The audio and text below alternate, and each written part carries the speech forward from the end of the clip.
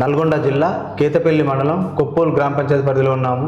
నకరికల్ వ్యవసాయ market committee director కప్పల సైదుల్ గౌడ్తో ఉన్నాము. ఇక్కడ అగ్రికల్చర్ మార్కెట్ పరిధిలో కనీస మద్దతు ధర విషయంలో కావచ్చు, రైతులకు ఎలాంటి సేవలు వారికి సహాయ సహకారాలు అందిస్తుందో వారి మాటల్లోనే అడిగి తెలుసుకున్నాం. నమస్కారం సైదుల్ గౌడ్ గారు, మీరు మార్కెట్ కమిటీ డైరెక్టర్గా విధులు కొనసాగిస్తున్నారు. ఇప్పుడు మద్దతు ధర విషయంలో కావచ్చు, విత్తనాల విషయంలో కావచ్చు, మీ మార్కెట్ ఎలాంటి సేవలు రైతులకు అందిస్తున్నట్టు ఏం చెప్తారు సార్? గత ప్రభుత్వంలో మద్దతు ధర అనేది మా గౌరవనీయులు పెద్దలు రేవంత్ రెడ్డి గారు వచ్చినాక మద్దతు ధర విషయంలో సన్న వడ్లకు మద్దతు ధర అందించడం, రైతులకు అందుబాటులో విత్తనాలు కానీ ప్రతి ఒక్కటి అందిస్తున్నాం. సార్, ఈ వ్యవసాయ మార్కెట్ పరిధిలో సబ్సిడీ ఎరువులు కావచ్చు, పరికరాలు కావచ్చు, గతంలో అందలేవు అంటున్నారు. మరి ఇప్పుడున్న ప్రభుత్వం మరి రైతులకు ఎలాంటి పరికరాలు కావచ్చు, సబ్సిడీ విత్తనాలు కావచ్చు, ఎరువులు కావచ్చు, ఎలాంటి సేవలు కొనసాగుతున్నాయి అంటే? కాకపోతే గత ప్రభుత్వంలో చేసిన అప్పుల బాధతోటి మా ముఖ్యమంత్రి గారు పెద్దలు కొద్దిగా బాధతో ఉన్నాడు. కాకపోతే చేస్తూనే ఉన్నాం, కానీ కాకపోతే ఏంటంటే ఆ బాధతోటి కొద్దిగా లేట్ అవుతున్నాయి. అన్నీ చేస్తాడు, అన్నీ చేస్తాడు, అన్నీ చేయగలుగుతాడు. ఇక్కడ ఈ మార్కెట్ వ్యవసాయ మార్కెట్ పరిధిలో ఎలాంటి అంటే ప్రధానమైన పంట ఏమిస్తున్నారు? రైతులు ఆ పంట పండించే విషయంలో ఎలాంటి మెలకువలు తీసుకుంటారు? ప్రధాన పంట వచ్చేసి యాక్చువల్గా ఇంతకుముందుకు మాకు పత్తి అవి వేసేదని మనకు దేవుని దయ వల్ల కెనాల్ అందుబాటులో ఉండి ఫ్యాడీ వేస్తారు. అంతా ఫ్యాడీ కూడా ఇంతకుముందు దొడ్డోడ్లు వేసేది. కాకపోతే రైతులు కొద్దిగా ఇబ్బందులు పడ్డారు. అంటే టైంకు కాకపోవడం వల్ల ఇది కొన్ని ఇబ్బందుల వల్ల లారీలు రాకపోవడం వల్ల ఇబ్బంది పడ్డారు. కాకపోతే ఏంటంటే ఇప్పుడు ఈ సంవత్సరం ఏంటంటే రైతులు కూడా దొడ్డోడ్లు వేసి ఇబ్బంది ఎండ పోయడం చేసిన ఈసారి మొత్తం సన్నోట్లు వేస్తారు.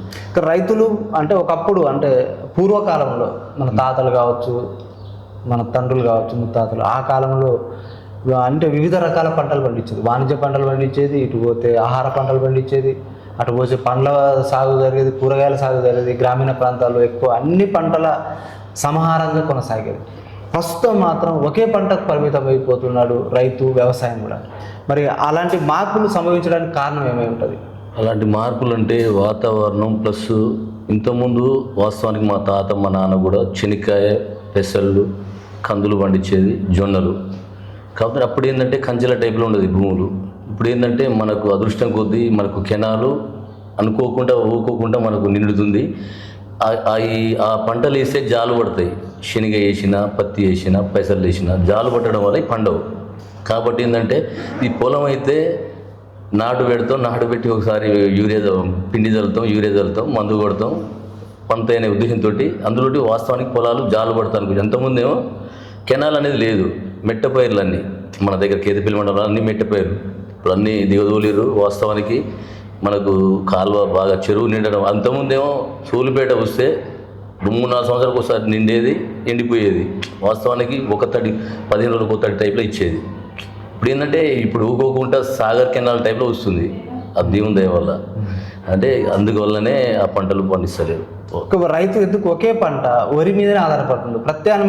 ప్రత్యామ్నాయ పంటల వైపు మళ్ళడానికి మీరు అంటే మార్కెట్ కమిటీ పాలక మండలి కావచ్చు, వ్యవసాయ శాఖ అధికారులతోటి ఈ కోఆర్డినేషన్లో ఎలాంటి అవగాహన సదస్సులు నిర్వహిస్తున్నారంటారు? చేస్తూనే కోఆర్డినేట్ చేస్తున్నాం. ఇవి మన ఏఈఓ గారు గట్లా చేస్తూనే ఉన్నాం. కానీ కాకపోతే రైతులు సింపుల్ పంట అని రైతులు బాగా అలవాటు పడ్డారు. నాటు పెట్టినాం, ఇంట్లో కూర్చున్నాం, మళ్ళీ మందు కొట్టినాం, అదే టైప్లో. కాకపోతే రైతులు ఏంటంటే సింపుల్గా అయిపోయి చూసుకుంటారు రైతులు.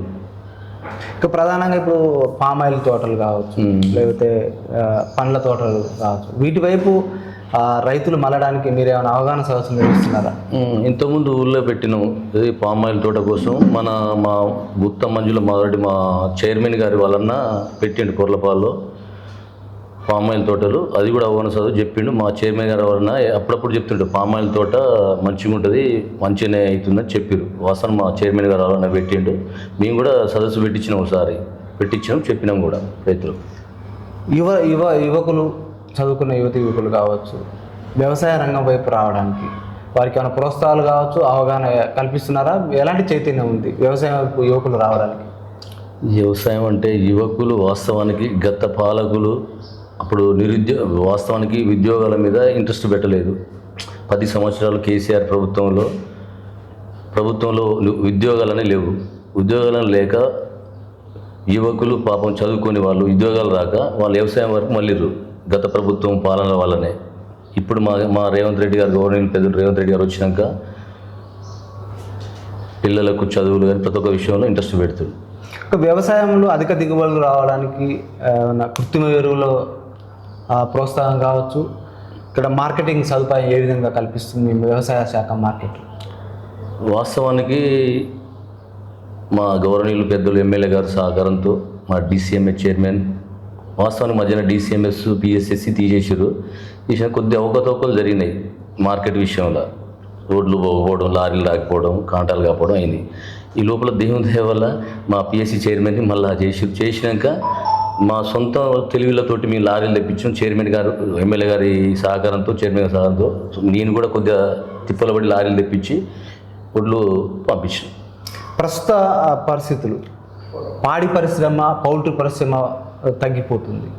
అటువైపు మళ్ళడానికి మీ మార్కెటింగ్, వ్యవసాయ మార్కెటింగ్ శాఖ, మీ పాలక మండలి ప్రోత్సాహకాలు కావచ్చు, బ్యాంక్ లోన్లు ఇప్పించే విషయంలో ఎలాంటి సాయం అందిస్తుందంటారు?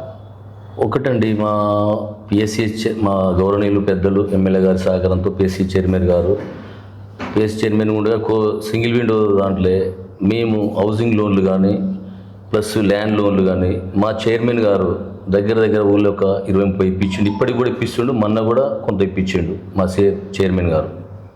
ప్రధానంగా రైతులు కోతల టైం అయిపోయిన తర్వాత కొయ్యకాలను నింపి పెడుతున్నారు. అటు భూసారం తగ్గిపోతుంది, ఇటు వాయు కాలుష్యం ఏర్పడుతుంది, అటు నేల కాలుష్యం ఏర్పడుతుంది. వీటిని అరికట్టడానికి మీ పాలక మండలి ఎలాంటి చర్యలు చేపడుతుంది? వాస్తవానికి మేము కూడా మా పాలక మండలి మీటింగ్లో కూడా అనుకున్నామండి. ఎందుకంటే వాస్తవానికి ఇది తగలబెట్టడం అనేది వల్ల భూసారం తగ్గిపోతుంది, పంట కూడా దిగుబడి తగ్గిపోతుంది. ఆల్రెడీ మీ ఊళ్ళో కూడా వాస్తవానికి నేను కూడా ఇంతకుముందు తగలబెట్టేది. ఈ సంవత్సరం నేను కూడా తగలబెట్ట, ఒకవేళ దున్నా కానీ పేర్చుకపోయినా కానీ నేను కూడా తగలబెట్టలేదు. నేను నాతో పాటు మిగతా రైతులో చెప్పిన, నేను ఎప్పుడైనా నేను కూడా మంట పెట్టేది. నేను కూడా ఈసారి తగ్గించి నా పక్క రైతులు కూడా చెప్పిన. ఇంకోటి ఏంటంటే పెస్టిసైడ్ ఎక్కువ వాడుతున్నారు అధిక దిగుబడి కోసం. అసలు అది ఆమ్లత్వం పెరిగిపోతుంది నేలలో. దీనివల్ల భవిష్యత్ తరాలకు అసలు పంట పండే అవకాశం కూడా కోల్పోయే పరిస్థితులకు దారితీస్తుంది. వాటిని పెస్టిసైడ్ను తగ్గించి కృత్రిమ ఎరువులను ఎక్కువ వాడకానికి మీ మార్కెటింగ్ పాలక మండలి ఎలాంటి చర్యలు ఏమైనా చేపడుతుందా? రైతులు ఎలాంటి స్పందన కనిపిస్తుంది అంటారు? వాస్తవానికి మేము కూడా ఉన్నాం. ఎందుకంటే ఈ మందులు కొట్టడం వల్ల ఇంతకుముందు వాస్తవానికి మందులు అనేది కృత్రిమ ఎరువులు వాడేది, మన గొర్రెల ఎరువు, బర్రెల ఎరువు అవి వాడేది. మేము కూడా మీటింగ్లో చెప్పుకున్నాం, మీటింగ్లో కూడా మాట్లాడినాం. వాస్తవానికి కూడా ఈ ఫెర్టిలైజర్స్ వల్ల వాస్తవానికి జనాలకు కూడా వాస్తవానికి ఇంతకుముందు అట్లా లేదు. ఇంతకుముందు ఓన్లీ ఎరువులు చల్లేదు, ఎరువులతో పండించేది. ఇప్పుడు మందుల వల్ల పండిస్తుంది కాబట్టి మేము కూడా మీటింగ్లో అవగాహన చేసినాం. అది కూడా తగ్గిస్తానికి ప్రయత్నం చేసినాం. ప్రస్తుతం అంటే యాంత్రీకరణ పెరిగింది, యంత్రాల ద్వారానే ఎక్కువ వ్యవసాయ పనులు కొనసాగుతున్నాయి. పశుపోషణ కోసం మీరు రైతులలో కావచ్చు, ప్రజల్లో ఎలాంటి అవగాహన కల్పిస్తున్నారు? పశు పోషణ ఇంతకుముందు మా ఊళ్ళో ఎటు చూసినా ఆవులు, బర్రెలు, గొడ్లు ఉండేది. ఇప్పుడు ఏంటంటే ఇంతకుముందు ఏదన్నా నాగన్లతో దున్నేది, ఇప్పుడు ట్రాక్టర్లు అవి అయినాయి. వాస్తవానికి పశువులు అనేవి తగ్గిపోయినాయి. పశువులు అనేవి కబైలాలకు పంపిస్తారు.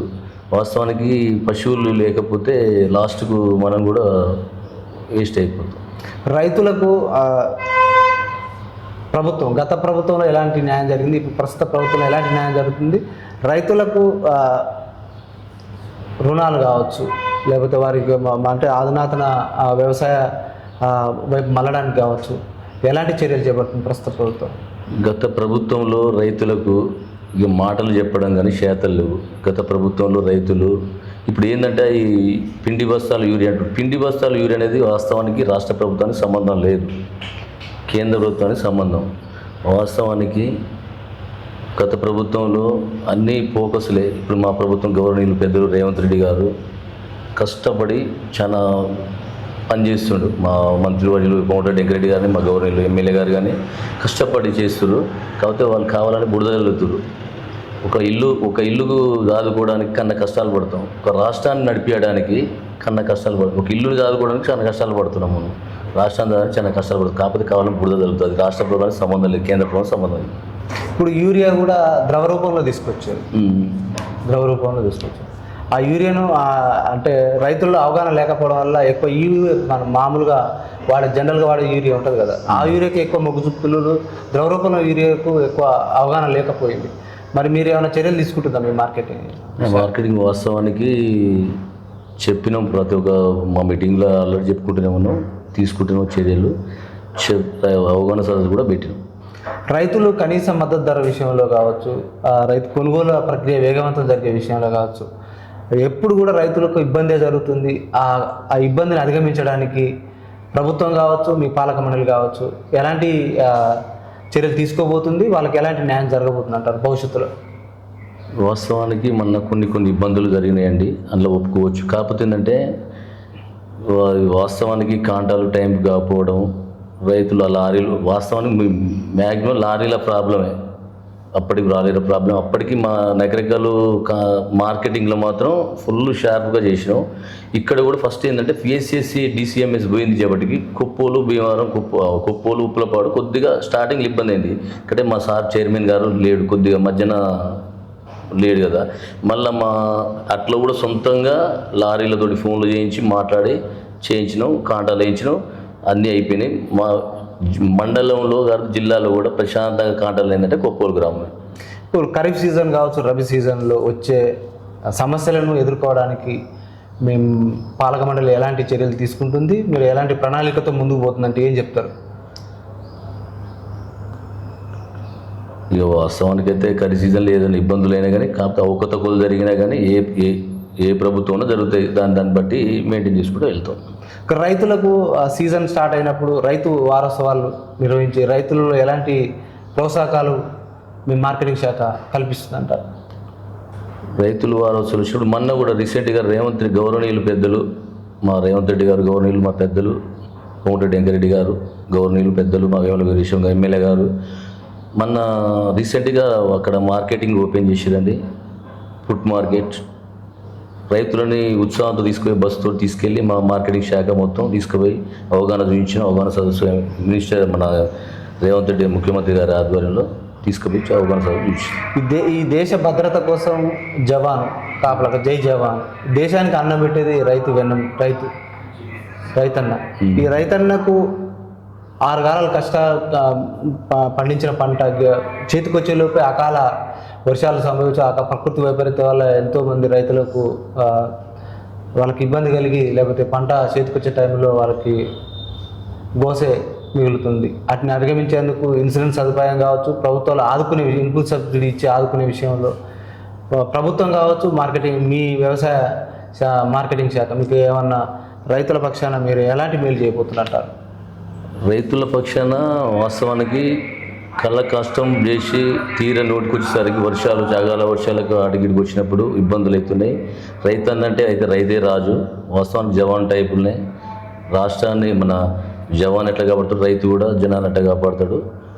ఆ విషయంలో మేము చాలా జాగ్రత్తగా వెళ్తున్నాం. రైతులు మా దృష్టికి తీసుకొచ్చారు సార్. రైతులకు ప్రభుత్వం నుంచి ప్రోత్సాహకాలతో పాటు కనీస మద్దతుతో పాటు ఇన్సూరెన్స్ సదుపాయం కూడా కల్పించాలంటున్నాం. రైతు పిల్లలు చదువుకుంటే ఎక్కడైనా చదువుకున్న విద్యాభ్యాసం చేసే వాళ్ళకు కొంచెం వాళ్ళకు ఉపశమనం, వీటి విషయంలో మీ పాలక మండలి ఏమైనా తీర్మానం చేసి ప్రభుత్వానికి విన్నవించే అవకాశం ఉందంటారా?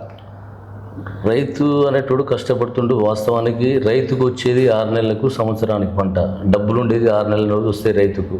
రైతు పిల్లలను చదివారంటే రైతు కన్నా కష్టాలు 6 నెలలకు వస్తే అవి ఒకే రోజు అయిపోతాయి. అందుకనే దానికోసం, ఎందుకంటే రైతుల పిల్లలు చదువుకోవడానికి బ్యాంకులలో లోన్లు కానీ, వాళ్ళకి ఏమైనా లోన్లు ఏదైనా ఉంటే వాళ్ళది మెమోస్ పెట్టి ఇప్పించే ప్రయత్నం చేస్తున్నాం. చాలామంది రైతుల్లో అవగాహన లేకపోవడం వల్ల పంటలకు నష్టపోతే ఇన్సూరెన్స్ సదుపాయం ఉందనేది తెలియకపోవడం, బీమా సదుపాయం, ప్రమాదాల బారి కరెంట్ షాక్తో పాము కాటుతో ఎంతోమంది చనిపోతున్నారు. వారికి అవగాహన లేకుండా ఇన్సూరెన్స్ సదుపాయం కల్పించుకోలేకపోతున్నారు. వారికి అవకాశం ఈ నియోజకవర్గ పరిధిలో ఉన్న రైతులకు మీరు ఎలాంటి అవగాహన నిర్వహిస్తున్నట్టు ఏం చెప్తారు? మా గౌరవనీయులు పెద్దలు వేముల వీరేశ గారు ఎమ్మెల్యే గారి సహకారంతో ఇంతకుముందు మా ఊళ్ళో రైతులు చనిపోయారు. రీసెంట్గా వాళ్ళకు భూమి ఎక్కకపోయినా రీసెంట్గా ఎక్కిన 10 రోజులకి వాళ్ళకు రైతు బీమా ఇప్పించినాం. మా ఇంటి పక్కల ఎస్సీ క్యాండిడేట్ వాళ్ళకు వీళ్ళకు నేను దగ్గరుండి రైతు బీమా ఇప్పించిన 5 లక్షలు వచ్చినాయి. వాళ్ళు సంతోషపడుతారు. ఇవాళ మమ్మల్ని దేవుళ్ళు లెక్క చూసుకుంటారు. మేము అందులో ఫుల్ ఫాస్ట్ ఉన్నాం. గౌరవ ఎమ్మెల్యే ప్రభుత్వ విప్పు ఇప్పుడు కొనసాగుతున్నారు. ఎమ్మెల్యే గారు రైతుల కోసం ఏ విధంగా ముందుకు పోతున్నారు? రైతులకు ఎలాంటి సహాయ సహకారాలు అందిస్తున్నాయి ఏం చెప్తారు? గౌరవ ఎమ్మెల్యే గారు మన వాస్తవానికి రైతులకు వడ్ల విషయంలో కొద్ది ఇబ్బందులైనా కానీ సీరియస్గా తీసుకొని పీడీని అందరినీ పిలిపించి మేము ఆ టైంలో మా చైర్మన్ గారు నేనున్నాం సీరియస్గా చెప్పి లారీలో డబ్బులు తీసుకుంటారంటే కూడా మీరు డబ్బులు తీసుకోదు ఒక లారీ కాడ ఒక రైతు కాడ డబ్బులు తీసుకున్నా బాగుండదని సీరియస్గా చెప్పి మరీ ఇంట్రెస్ట్ పెట్టి ఎమ్మెల్యే గారు మన కాన్స్టిట్యూషన్ మొత్తం కాంటాలు వేయించారు. రైతులు పంట అమ్ముకునే దశల్లో దళారుల వల్ల మోసపోతున్నారు. వాటిపై ఏమైనా చర్యలు తీసుకుంటుందా మీ పాలక మండలి? వాస్తవానికి ఇంతకుముందు దళారులు ఉండేది. దళారులు ఉంటారని ఇప్పుడు మార్కెటింగ్ వాస్తవానికి డైరెక్ట్ రైతులకే అయ్యేది. ఇప్పుడైతే అంత దళారులు ఏం లేరు. ఏంటంటే దళారులు ఏంటంటే ఈ రైతులు తట్టుకోలేక దళారులకు ఎంతో కొంత అమ్మితే వాళ్ళు తీసుకొచ్చి మా మార్కెట్లో పోసి వాళ్ళు అమ్ముకునేది. అట్లా ఏం అట్లా లేకుండా దాదాపు అయితే కట్టాం. ఈ రైతులు ప్రధానంగా నకిలీ విత్తనాలతో కూడా మోసపోతున్నారు. వీటిపై ఏమైనా అవగాహన కల్పించి పోలీసు వారి సహకారంతో ఏమైనా మీరు చర్యలు చేపడుతున్నారు మీ పాలక మండలి? నకిలీ విత్తనాలు అంటే వాస్తవానికి మా దగ్గర ప్యాడీ పత్తి గిత్తి ఎవరు తుంగతుర్తి చెరుకుపల్లి కొల్లబడేస్తారు. వాస్తవానికి అక్కడ నకిలీ విత్తనాలు పక్కన ఆంధ్రా నుంచి తీసుకొచ్చి అమ్మి ఇక్కడ డైరెక్ట్ అమ్మేది. అట్లా ఎవరైనా అమ్మితే బాగుండదు అట్లనే చెప్పినాం. ఆల్రెడీ పోలీసు వాళ్ళ దృష్టికి కూడా తీసుకుపోతాం. ఇప్పుడు మా చైర్మన్ గారు కూడా ఎస్ఐ గారితో మాట్లాడిండు, అది కూడా తీసుకుంటాం. రైతులు ప్రధానంగా ఈ అవగాహన లేకపోవడం వల్ల రోడ్డు మీద ఇప్పుడు ఫుల్ వీల్స్ వేసుకొని పోయి రోడ్లు డ్యామేజ్ చేస్తున్నారు. చాలా గ్రామాలలో రోడ్లు గుంతలమయం కావచ్చు, రోడ్డు డ్యామేజ్ కావడం ప్రధానమైన కారణం. రైతులలో మీరు పాలక మండలి సమావేశాలలో రైతులకు అది రోడ్ డ్యామేజ్ కాకుండా ట్రాక్టర్లలో నియంత్రణ చేయడానికి ఏమైనా మీరు చర్యలు తీసుకుంటున్నారో వాళ్ళకి అవగాహన కల్పిస్తున్నారు? అయితే వాస్తవానికి మనది విలేజ్ అండి. విలేజ్లో వాస్తవానికి హాఫ్ వీల్స్ వేసుకొని ఫుల్ వీల్స్ వేసుకొని పోతారు. అది నేను లైవ్లో చూసిన. వేరే ట్రాక్టర్ ఇక్కడ నుంచి తుంగతుర్తి వచ్చి దున్నిపోవడానికి వచ్చిన ట్రాక్టర్లో కూడా నేను చెప్పిన అది ఆర్ఎన్బి శాఖ కేసులు అయితే బాబు అట్లా ఫుల్ వీల్స్ తోటి పోవద్దు అని చెప్పిన. నేనే స్వయంగా చెప్పిన అట్లా పోవద్దని చెప్పిన. ఆల్రెడీ పోయే బండ్ల ట్రాక్టర్ ఓనర్లకు కూడా చెప్పిన బండి ఎక్కితే పొలంలో దిగాలి, కానీ రోడ్ల మీద రాళ్ళు పెట్టి నువ్వు గిల్లలు ఎక్కిస్తే నువ్వు ఎక్కించిపోతావు. తర్వాతకి నువ్వు అట్లా 2-3 చనిపోయారు మా విలేజ్లో. చనిపోవడం శ్వాస చనిపోలే, ఎగిరిపడి ఒక 5-6 నెలలు సంవత్సరం కుషించి చనిపోయారు. అట్లా మన వల్ల ఇబ్బంది పడతారు. మీరు గిల్లలు ఎక్కించినా కానీ పొలంలో ఎక్కించుకోవాలి, రోడ్ల మీద ఎక్కివద్దు, రోడ్ల మీద తిప్పొద్దని నేను దాదాపు ఒక మ్యాక్సిమం 40-30 ట్రాక్టర్లో చెప్పిన. రైతు వారోత్సవాలలో రైతుల నుంచి ఎలాంటి స్పందన కనిపిస్తుంది? రైతులు ఏమన్నా ప్రత్యామ్నాయ పంటల వైపు మళ్ళీ అవకాశం ఏమైనా కనిపిస్తుంది అంటారా? ప్రత్యామ్నాయం వాస్తవానికి రైతులకు ఉంది, కానీ కొద్ది ఇబ్బందులతో ఉంది. కానీ వాస్తవానికి ఇది జాలు పట్టే భూములండి. మనకు కెనాలు ఊకోకుండా వస్తుంది. వాస్తవానికి ప్రత్యామ్నాయ పంటలకు మళ్ళటానికి నేనే ఉన్నా ఫస్ట్, రైతులు కాదు. నేనే చేద్దామని చూస్తున్నా. కానీ మన పొలం కాలువ కెనాల్ రాగానే ఫస్ట్ నీళ్ళు పడుతుంది, జాలు పడుతుంది. జాలు పడితే పండవయ్యి ప్రత్యామ్నాయ పంటలు. అది